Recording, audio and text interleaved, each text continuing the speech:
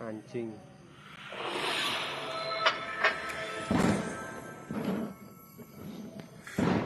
Titit. Baru sekali guys ya. Dikitnya guys ya.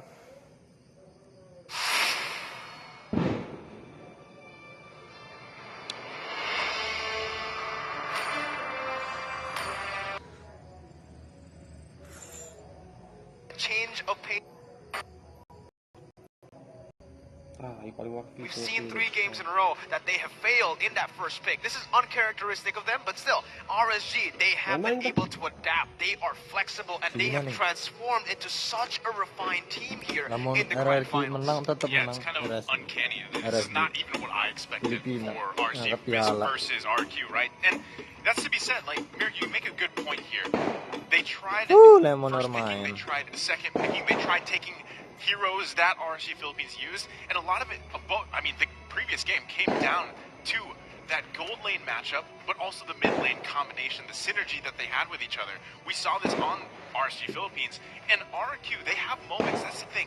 There are good moments for them, but for some reason, I don't know if it's just those really split decisions coming out from, for example, Demon Kai and Light, if that's the decision maker here, because throughout every single game up to this point, RRQ has done amazing things. For some reason, they just can't finish the game. They can't just punch it in here into the base, even when all turrets are down for RSG Philippines. There's something going on for them there, and for this game, number 4, match point, they've got to figure that out. They don't have much time left. You don't have any time left. 0. That's true, but personally, what I believe is that RRQ are getting too much in their heads right now.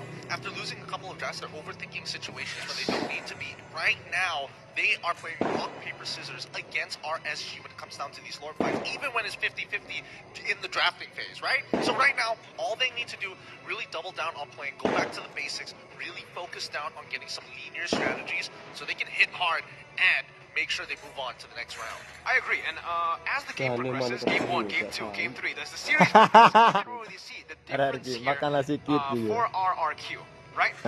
Every game, they get a little bit more hesitant to make plays, and RSG, they're just so good at punishing those small mistakes. We saw this against Omega. We actually saw this in the game-winning match against RRQ as well in the upper bracket finals. When RSG were able to take RRQ down, it was 3-0 ya guys ya.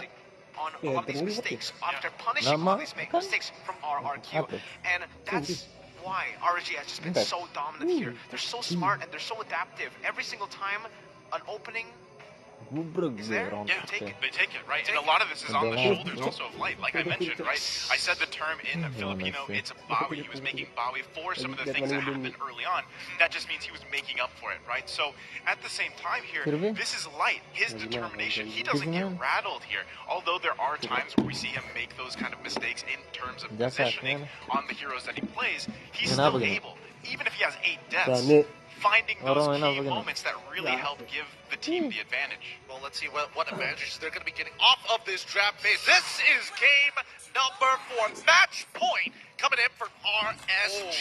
And once again, we are seeing them double down. RRQ will win on blue side.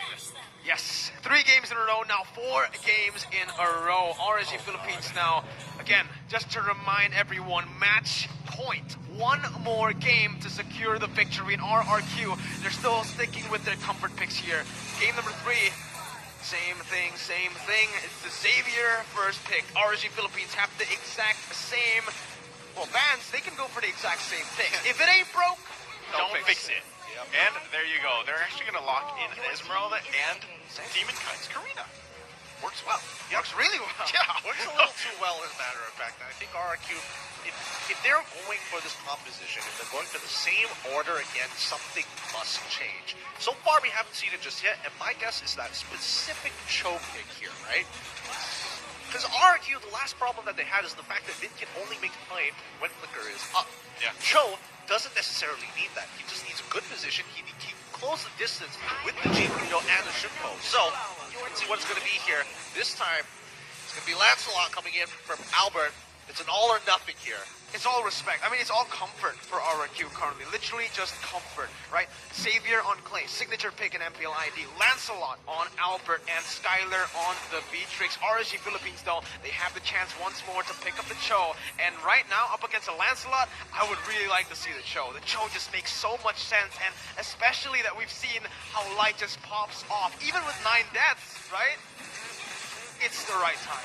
Yeah, Light shaking his head there. They're going to go ahead and lock in the Eve. So classic matchup here. So far from what we've seen from these games, Xavier versus Eve really just, I mean, at this point, right, it comes down to where they set up here. Because we saw the damage coming out from Xavier. And also, like you said, you know, this Lancelot pick, Lancelot versus the Karina, this sets it up better, hopefully for Albert to actually go in those 50-50s, like you guys mentioned, where he can hopefully have the upper hand.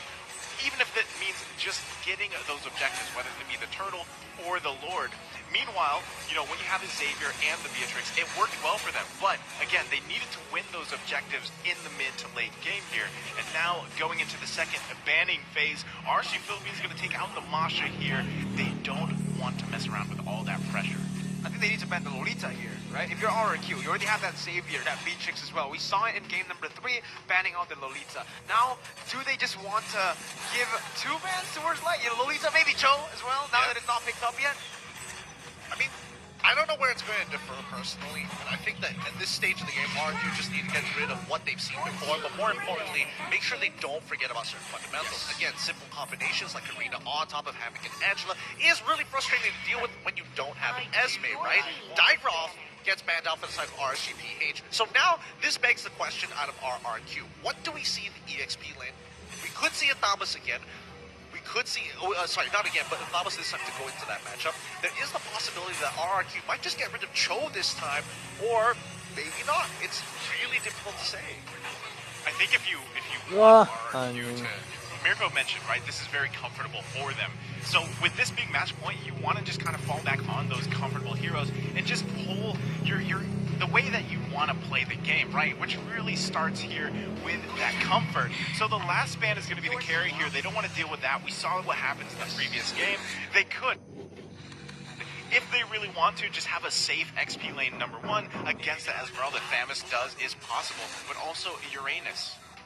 Now, speaking of the XP lane and the gold lane now, after that carry ban, RSG, do they want to pick up a gold lane first, or do they just want to leave it as a last pick here? Because Clint is still up for grabs. We know that Clint is just really, really good right now, especially against Beatrix in lane, especially the first 3 minutes of the game when don't have that ultimate ready just yet. But I feel like right now, you already know the Beatrix is available. I mean, picked up from RRQ. Just leave the Clint for the last pick. Just pick up something here for the roamer. Lights on the Cho. I still believe Cho is the best option here. I think so too. I think Cho is a great option here, as a matter of fact.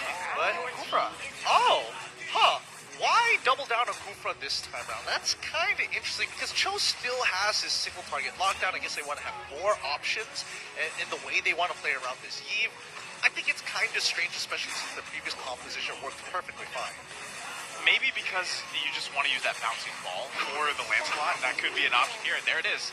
This is what we call, again, the eternal battle, Uranus versus Esmeralda. That's going to be a pretty boring lane for them alone, but as they transition to the game, it'll really depend on their positioning. And Mirko, like you said, there's the Clint. Yeah, I mean, at this point, right, look at the bans, look at the picks onto the gold laners. Clint was the only viable option here, so we see a whole lot of comfort from both of these teams. From RRQ and even for RSG, you see Esmeralda on the hands of Nats and Aqua getting the Yeep once again. So this is all going to come down to execution. How do they play the game all the way from the early stage to that late stage if it ever does come to it once again in game number 4? Could be the final game of the series. This is it. Crowd people, get ready. It's match point. RSGPH 3-0 against RRQ. Can they bring this back? Can RSG be crowned as the champions of C here at MSC 2022? Oh, there's one hard look there at the logos for the teams fighting it out here as we load up into the Land of Dawn. And man, I gotta say, both teams have very good drafts here. Again, it comes down to the execution factor, but here we go, right through the portal. Welcome to game number 4. Here it is. Make it or break it for RRQ and especially for RSG. 3-0 match point. They're looking to just play it safe though. They don't want to really take a lot of these risks in the early game. They want to go for the neutral objectives, what their composition was made for. They gotta figure out where they want to attack though, right? Topside against the water, they're looking for him. Good timing coming in from Albert with the Thorn Rose. But again, if we're talking about where they want to play towards, I feel like RRQ Hoshi generally wants to play a little bit more defensively, not so aggressively just yet. And we're expecting it around level 4 is when they start to make the first move. Yeah, and there's going to be a lot of focus here in the top lane already, forcing the flicker out from Skylar early on. This is the pressure, right, of having that coup front here. Light is going to be able to continue to focus on Skylar's lane because, again, you don't want Beatrix to have that early game kind of advantage, especially on against a hero like Clint, where he needs a little bit more time here. He's a little more passive. But notice, too, this time, this Clint is a different emblem from what we've seen previously. You can really see as well, Nats just pushing on that pace, trying to pressure Albert in his own jungle. Topside though, Vin going to get caught out once again. RSG draws first blood. What you want to see, notice that RRQ are playing very antsy, right? You can tell that Skylar, he used that flicker, it wasn't necessary, but he used, oh, there we go, another pick falling into the hands of RSG. The momentum is on them, and one kill leads to another. This is the thing, right? Light will find those punishing moments. He already burned that flicker early on. He knows they can easily just make their way up to the top and now make a play. So this sets them really well up. I mean, you're already talking about 2 kills on Demon Kite and now first turtle for the taking. RRQ still trying to take this right now. With Dawning Light will be able to chunk Light low. With the Alchemistic Field, Albert will be able to secure the turtle. But it was traded for, I mean,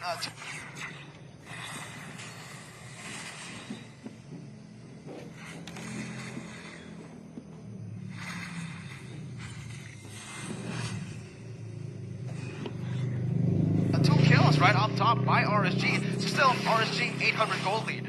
I mean, you might as well just give that up, right? Again, 2 kills on Demon Kite here. First turtle's not going to really mean much as long as he can continue to just farm up here. Could possibly even look for another play. You can see Light making his way up here to the top lane. But this time, RRQ knows what's going to happen here. They put members up here as well, and it shouldn't really result into much. Well, let's see how much it's going to result into, because R7 is in control of this lane for now and will eventually outscale Nats, but Nats generally is going to be a threat for the lineup of RRQ Hoshi, especially he's got to be very careful with the way he moves around. Easy win. Eventually they're going to have to take the initiative, right? And so far it's been rather passive coming in from RRQ Hoshi, RCPH. They don't mind just waiting and scaling, right? Yeah, they really don't, right? When it comes to that mid-game pressure as well, RSG Philippines will have a lot of that with the Clint, with the Yves as well, and especially Nats.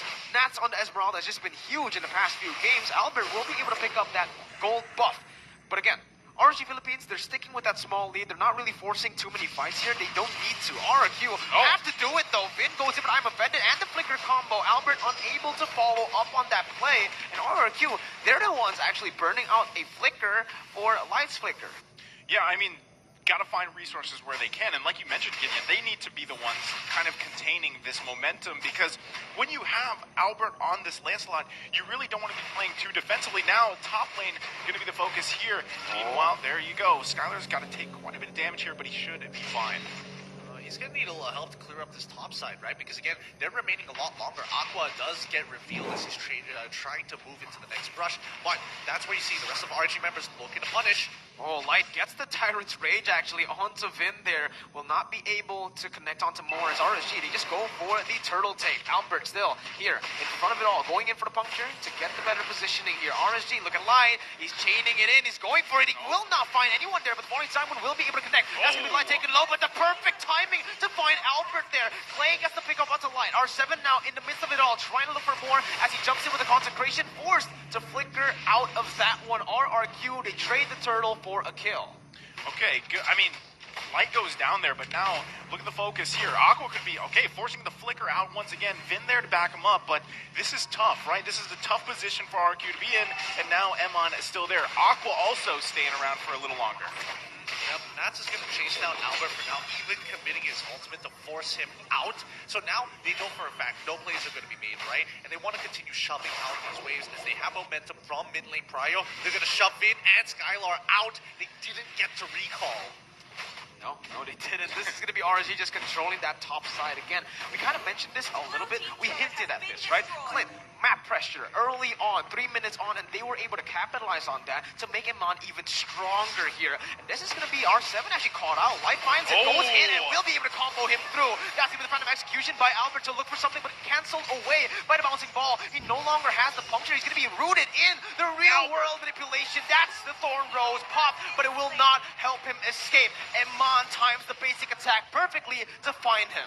See, this is tough, right? Because Vin, you rely so much on Vin again to use that combination, the flicker, the I'm offended, to really find those moments here. Because even Clay, like even if he has the early kill here, unfortunately for him, he doesn't have that really threatening damage just yet. And as we're seeing RC Philippines, they're a lot more proactive in finding the moments, especially having Light on this Kufra. Now they're just kind of gathering together here to put more pressure on the bottom lane as they continue to get turrets. Yep, I mean, the objective gameplay so far by RSG VH is quite astounding, right? Because, again, they're snowballing off of these objective lanes and playing off lane priority more than actual engagement. And RRQ Hoshi, unfortunately, this passive style of gameplay is not going to work out for them if this keeps dragging on. However, a lot of the initiative is solely based on whether they have their ultimate, do they have a battle spell, right? They're just letting go of so much here, not even contesting for Turtle. And what have they achieved? R7 knows for a fact, hey, they're not on orange buff. Well, they are trying to look for something else here. Once again, RRQ on the back foot. It's RSG Philippines with the initiative play, with the proactive movements on the map. And this is where they find their comfort, right? Death Ball, that snowball. Try to talk a little bit about that here, Naisu. What is the Death Ball? Man, the Death Ball is pretty much when they have this lead at this point. We're talking about 4K already. 7 minutes in, they're just going to gather up together. And even to put focus on R7, look at all of them go. Oh, wow, he actually is able to dodge away from that one, but it does not matter. RSG, they put all the members up top. RRQ won't even be able to find a trade until right now. That's a little bit late here, and they will find a turret, but they might just risk losing inner turret there in the top side. Even the mid lane turret here might be controlled by RSGPH as Aqua is zones Vin away, and they're looking for it. Man, Light is in the bush. He's channeling in. That Tyrant's Revenge will not go for it. Vin still able to clear out the waves, and RRQ, they don't get sandwiched in that base. It's just the inner turret up top. No, they don't, but now Iman's coming over. He's going to get some good chunk damage. They're going to lose a tier 2 top side because of that. It's just time after time, RRQ are letting this game slip out of their hands. They must take the initiative and take the fight to RSG. It's not like they have a power spike, a significant power spike as of right now. It's 3.8k, and they're at 21. Aqua now finally finding his Ice Queen's wand. Now he is a legitimate threat. RRQ should have decided to take a fight against RSG before that was going to happen. Yeah, but at this point, like you said, that Death Ball strategy, when they get this type of lead, it's not often that RC Philippines lets it slip out of their hands, and that's exactly what's happening here. So you can just park Naths in a lane that you want him to push in, cause pressure. Meanwhile, the rest of the team is going to go ahead and focus on the rest of the map. Plus, now that the Lord's coming up here at almost the 9-minute mark, they should have free reign on that. Like you said, Aqua just got a big item pickup here, and having that real-world manipulation around this area is going to be huge. It's going to be very difficult for RRQ to actually push their way through this one. Well, Light looking for more here, as that's going to be the Thorn Rose for the side of Albert. Now R7 looks for the flanks, goes in, but it gets so much damage put onto him. Donning Light now, firm play, just to open up the map a little bit more, but RSG still in full control of this Lord. RRQ are just trying, scraping something here, as Nats will go in for the falling time, but onto Vin. Once again, they're all trapped in that square, and that's a free Lord for RSG. The micro-macro setup is insane. See, like I said, All Aqua has to do is drop that real-world manipulation, zones everybody out of RRQ. Albert was trying to see if he could do something about it, but just unfortunately not really in favor here, especially when you look at the items. But now, with that Lord, it is only normal. It's only a regular Lord here, but they're definitely going to convert some turrets for that. Yeah, the convergence is going to be really good, and RSG, I think at this stage of the game, are basically going to, dictate how RRQ are going to move across the map. So far, RRQ have not found anything against RSG as of yet, other than one turret and one turtle. RSG play off of so much momentum to the point where RRQ are second guessing and doubting a lot of their moves. Here comes Light. Is he going to go for it? No. He holds off, and they're going to group up the minions up top and bottom side to collapse and get and secure another turret. This is why the Cooper is just so scary, right? When you don't see him, you're still pressured because you don't know where it's going to come from. You're forced to just back off of your turret, and you're forced to give away objectives here. The pick potential is insane, and the thing is, RRQ don't really have an answer for now.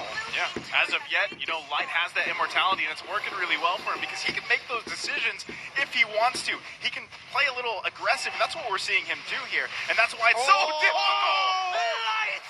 He will be able to find it, and RSG just go through the tunnel. They punish RRQ. That's a little bit too deep. Will be punished here as he will fall, but only a 1-for-1. RSG, they pick up so many more objectives, though. They can convert onto this. They were able to pressure RRQ out of their own base. What a play coming out from Light, but they don't get as much as they want to. And honestly, I do think it is a little bit of a waste. It was so good, but RSGPH were unable to collect the bounties, and RRQ flicker out of the situation, and only R7 has to take the brunt of it. And R7, he's expandable at this point, right? Yeah. He's not exactly in a position of power like Nats, where he can really start taking the damage, and he only gets better from then on out. And as you can see, Nats, his damage is through the roof. Clay is trying to catch up, but again, Iman is making sure that whatever catches that are made by RSGPH, he will take out at least one target.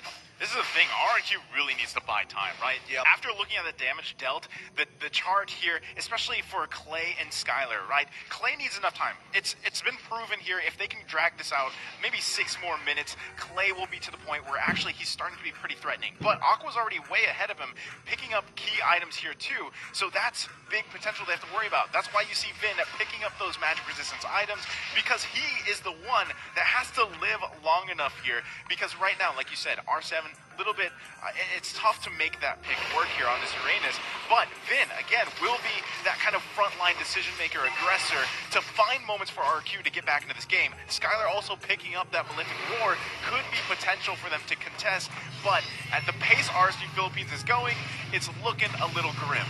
The comeback potential is getting slimmer as RSG they squeeze. They are able to suffocate RRQ in their own base. Look at this, the way they're controlling the map, that bottom side, Gideon, always pushed in. Yeah, they just don't have a choice here. And even RRQ, they're just going to try and make sure, is the pixel rush clear? They're going to start the aggro and see what happens, right? They're just playing off of that info. And every single time they do, RSG take the initiative. Oh, go back into lane, reveal face. Make sure that they are constantly guessing. Keep RRQ questioning each and every move that they make, and eventually they will crumble down. If you look on over to the side of Eve so far, with this Genius Wand, this really helps out for the rest of the team, especially for people like Nats, right? Get away a little bit, take away a little bit of that magic resist, allow them to be weaker for Nats to run them down and find it. Light, he does try to initiate, but I think this might fall. Oh, Nats! It's over. Albert has to recall. That's the Lord for free. Albert in the mid lane. That read from RSG was again beautiful. They catch him off guard. And they have no chance at that Lord anymore. No, they don't. They try to go for an off angle here, but Iman, he's ready, and he's got backup to make sure that someone like Albert, of Albert's caliber, no matter how many iframes you have, he will get chucked out. And Iman, he's in the driver's seat. Yeah, he's coasting, man. And this is, again, why, that Kufra was actually a solid choice when you think about it, because Lancelot really, Albert hasn't been able to do much here, right? Because the threat from Light alone, it's not even the fact that he's using the Tyrant's Rage. It's just sometimes these Tyrants revenging and they get scared and they have to back off. Absolutely. There he is again, going for the Tyrant's Revenge in the push. RRQ Hoshi back again in their own base with this enhanced Lord. I feel like RGPH can end. Yeah, I mean, the Lord pushing in the bottom lane. They're looking for the setup here. Meanwhile, RRQ has to be able to defend against this. They don't have the best clear here. Now they do have Skylar and Clay, but it's going to get pressured in here. Base now cracked open. Bennett's going to be used there to clear out the Lord. R7 in the midst of it all, trying to just bait out some time. But again, RSG, look at how they're playing this, right? They go for one turret with the Lord. They know they can't do more, and the discipline is just insane. Once again, they move back, they go for more, and they freeze the lanes once again. This is another thing that they do really well. The suffocation of their opponents. Yep, I mean, once again, RSG, they're making the smarter decision. There's no point to try and press the advantage here. They know they're on the winning end in a lot of these fights. They're 6.7k ahead, and RRQ Hoshi... Oh, the pick! Light once again finds Finn! He will drop, but it's only his immortality as RSG once again get Finn down. They will have the prio to control the map again. RSG Philippines, Light especially in this game, have been phenomenal. Yeah, finds that pick, right? This is, again, Light just making plays, and sometimes it's just the Tyrant's revenge, right? So they find Vin here. Meanwhile, it's okay if you can think that because the Lord isn't up, but they are going to continue to put pressure on these lanes to try to get another turret because that's exactly where they want to set themselves up for as the next Lord comes up in less than a minute. Yep, I mean, honestly, this sucks. I mean, RSG is in full control. RRQ, they keep trying to move out, right? But when you see these big plays come out from RSG's side, and technically RRQ is punishing, all they get is just immortalities out of the fight. This could be it. This could be huge. With the play to end the game, R7 is going to fall, and just like that, Clay, Skylar left to defend. 3-4-0 for RSG. They don't have the Lord now, but I'm pretty sure that they will have it now that it spawns in the 16th minute. Well, they might even not go for it here. I mean, it looks like they're not. Skylar, he's in trouble, and even the flicker came out of it. Nats finds him, and this could be it. The kingdom in ruins. A victor emerges from the debris. RSG, the Kingslayers, have overthrown the King of Kings. The new Kings of Southeast Asia is RSG. The King Slayers adding a king to their list and becoming one themselves. What a series, a sweep. You know, this has been a beautiful moment. RSG PH are your MSC champions 2022. What a performance. The comeback, the victory. Everything that they have done in this tournament has been phenomenal. From the lower brackets, scraping a victory against the defending champions. My goodness, dude. The story of them going from season 8, from being the Demon Kite show, to going to season 9 and just really refining every single member there up to this point now and going to the lower bracket. Now making it back up here, it's so well, worked so good for RSG.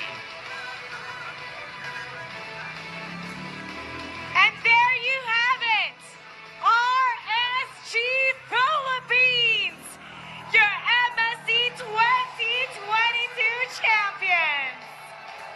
Fans of MLBB, wherever you are, slide to the chat, the comments, hashtag GGRSG. They have done it. Filipinas lang malakas. And thank you to RRQ Hoshi, our first runner-up of MSC 2022. Thank you so much. They have fought long and hard for this moment. RRQ Hoshi, please take the center stage. All of your fans are here. They're cheering for you. RRQ Hoshi, please take center stage. Give a final bow to everyone here who supported RRQ Hoshi. Please. Let's give the floor to RRQ Hoshi. Let's all give RRQ Hoshi a round of applause. We appreciate your hard work and determination. Thank you very Thank much. you so much. Once again, RRQ Hoshi, everybody. And now, the new on stage, Mr. Lucas Mao, the managing director of Nonton Esports. He'll be coming on stage to present the champion medals to our winners. Right now, looking at the faces of our champions, a lot of emotions are here on stage, Mara. And now, with Mr. Lucas Mao on stage, he will give the medals to all of the players of RSG Philippines.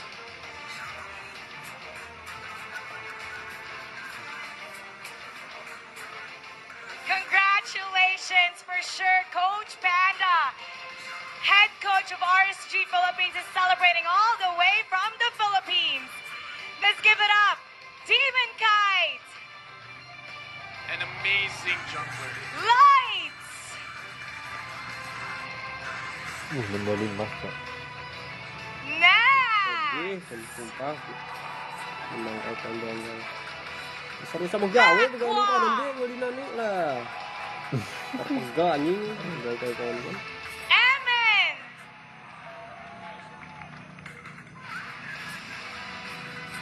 And exhorts. Great job to Coach G and the manager. Her birthday today. Let's see. Toyo kali ko. Ang gulat arami ko. And now it's time to announce. Kabe ko, ray ni ko. Right now, Mara, I do want to ask the fans, who do you guys think is the MVP of the playoffs? Who do you guys think it's gonna be? I hear a lot of Eman, I hear a lot of Aqua.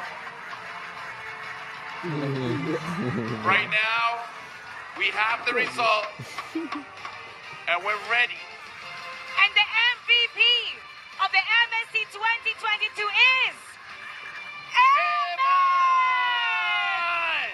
Eman, throughout the playoffs, has played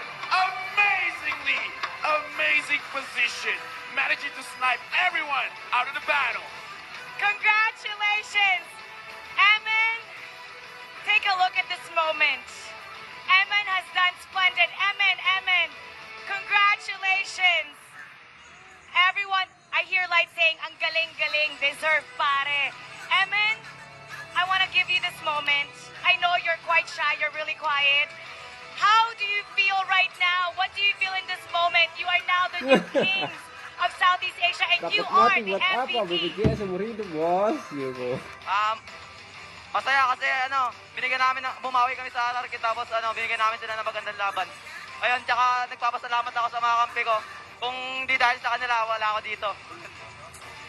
He's saying he's really happy because they were able to bounce back against the King of Kings. And he's thanking all his teammates because without them, he wouldn't be here. Congratulations once again. And now, everybody, let's take this moment. This is the moment where you get to raise your trophy.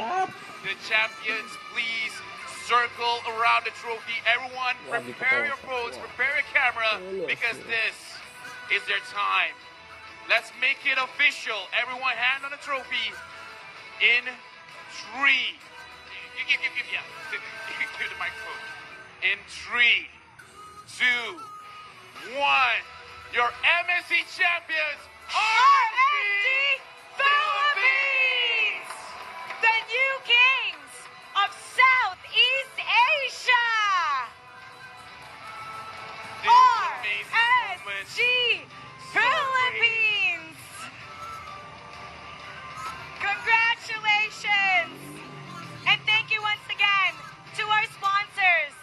MSC 2022 is presented by Nonton, our official content partner TikTok Live, our official gaming chair Secret Lab, our esports analytical partner Esports Chart, and our media partners EGG Network and Media Corp. Thank you so much. Yes, thank you to all the sponsors. Thank you to the fans, to all the crews, talents, players, and organizers, and everyone that followed the journey of RSG Philippines from the first day of the group stage until now becoming the MSC 2022 champions.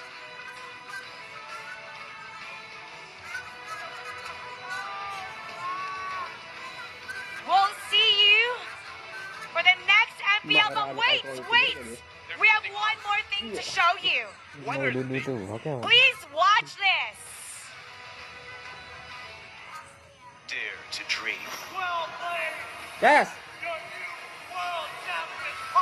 Rise to the challenge. Go, go. Jurus melupukan pocong. Yes! The universe is yours. Are you ready to own the world? Give them a big round of applause. The new MSC 2022 champions, RSG Philippines.